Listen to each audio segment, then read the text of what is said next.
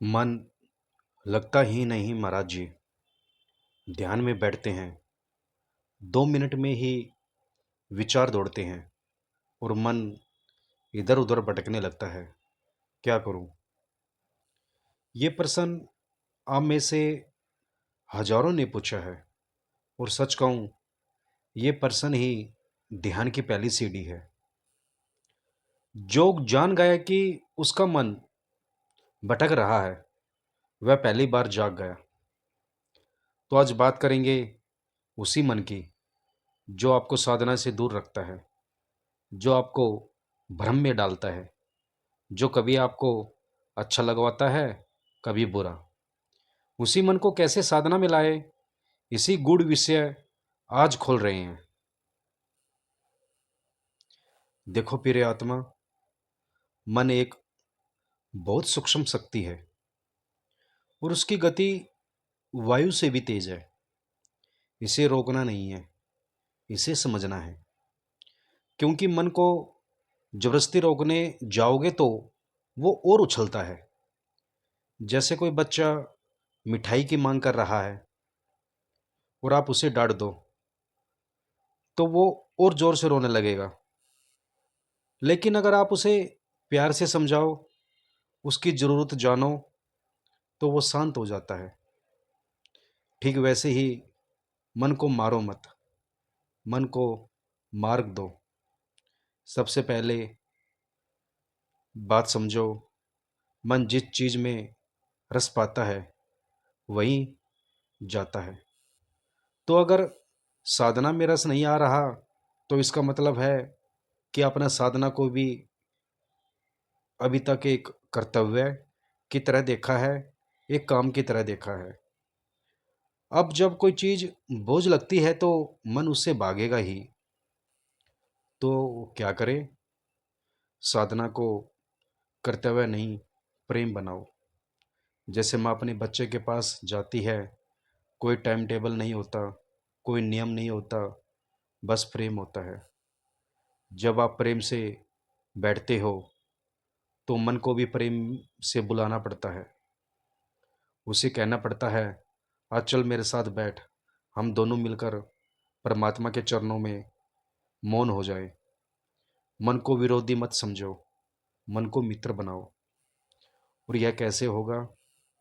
जब आप मन को यह अनुभव करवा दोगे कि भीतर बैठने से, मौन में एक अलग ही मिठास है, तब मन खुद आने लगेगा साधना में।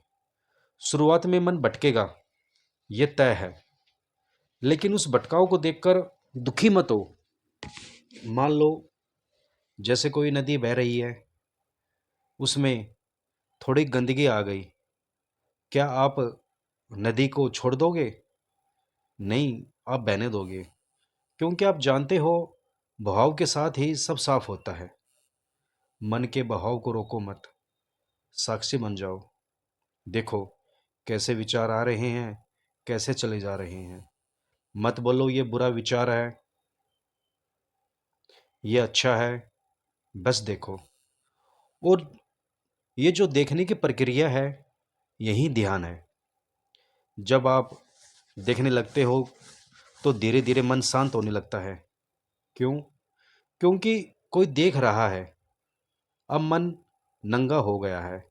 अब वो नाच नहीं सकता, क्योंकि उसकी पोल खुल गई है। यही साक्षी भाव है। और यही साक्षी भाव साधना में मन को टिकाता है। फिर एक बात और, मन को स्थिर करने के लिए शरीर को भी स्थिर रखना जरूरी है।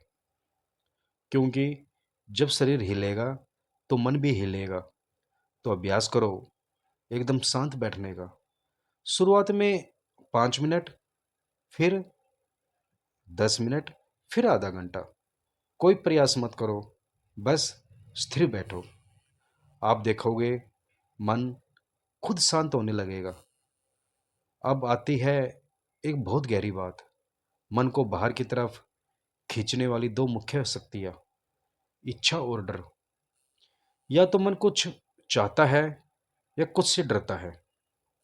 इन दोनों को पहचानो।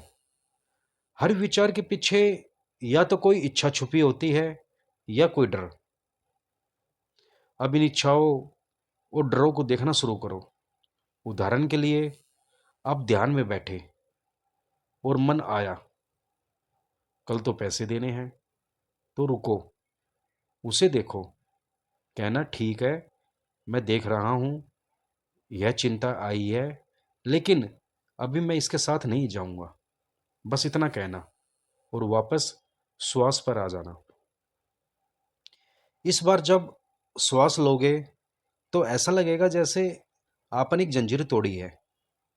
यह जो छोटे छोटे क्षण है जब आप मन से ऊपर उठे, यही साधना है। और यह साधना धीरे धीरे आपकी आदत बन जाएगी। फिर मन बाहर नहीं भागेगा, भीतर आएगा, क्योंकि आपने उसे दिखा दिया है भीतर का आनंद बाहर की किसी चीज में नहीं है। देखो, कभी कभी साधना में बैठते ही बहुत नींद आती है। क्यों? क्योंकि मन को भीतर की शांति बहुत भारी लगती है। वो इससे बचना चाहता है, इसलिए वह या तो नींद लगाएगा या कोई विचार उठाएगा। लेकिन आप शांत रहो, कहना ठीक है, जो भी आ रहा है मैं साक्षी हूँ। और ऐसा बार बार करते रहो। धीरे धीरे वह पल आएगा जब विचार नहीं होंगे, नींद नहीं होगी, केवल मौन होगा। वही मौन साधना की सिद्धि है। और आखिरी बात, साधना को लक्ष्य मत बनाओ, बस उसे रोज का हिस्सा बना दो, जैसे खाना, पानी, सोना। फिर देखो, मन खुद भागता हुआ आएगा उसी साधना की गोद में। जो मन को साधना में नहीं लगा पाता, वो बाहर की दुनिया में कितना भी सफल हो, अंदर खाली रहता है। और जो साधना में मन को जोड़ लेता है, वह बाहर कुछ भी ना पाए, भीतर सम्राट होता है। अब निर्णय आपका है, मन को भटकने देना है या उसे साधना में लगाना है। हर रोज 15-20 मिनट भी प्रेम में बैठ गए तो वहीं बैठना एक दिन परम मौन में बदल जाएगा। और वहाँ जहाँ मौन है, वहाँ ईश्वर है।